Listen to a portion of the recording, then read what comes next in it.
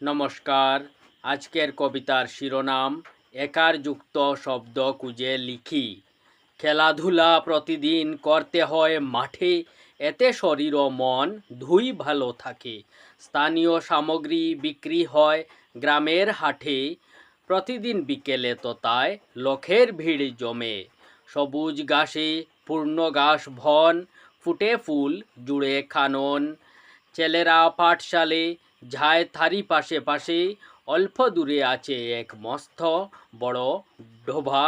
ব্যাঙ বসে পাতার উপরে, পায় অতি শোভা।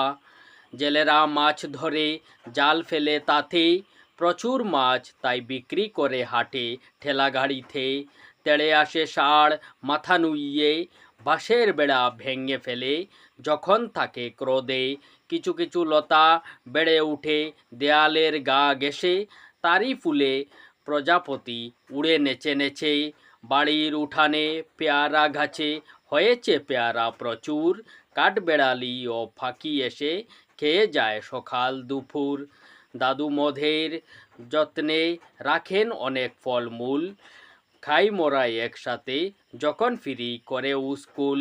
বেলা পড়ে পুকুর ফাড়ে লাল রঙের ছবিতে, পশ্চিমে অস্ত যায় সূর্য বলে আবার আসিব সকালে। গরু ছাগল বেড়া হাঁস দৌড়ে ছুটে আসে, সন্ধ্যা নামে অন্ধকার পথ তাই তো আসে ছুটে।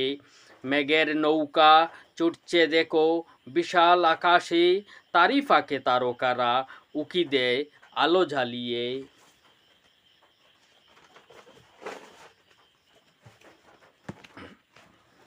রাস্তার পাশের দৃশ্য অতি মনোরম, রেলগাড়িতে যাত্রা করি দেখি পাহাড় সকল।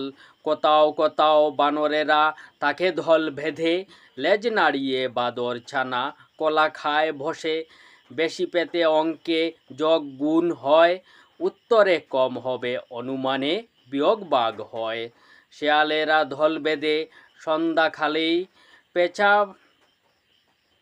বাজ রাতের বেলা শিখার দরে ধারালো নখে। আষাঢ় মাসে রথের মেলা, ঋতু ভরসা তাই ঝরে বৃষ্টি দ্বারা।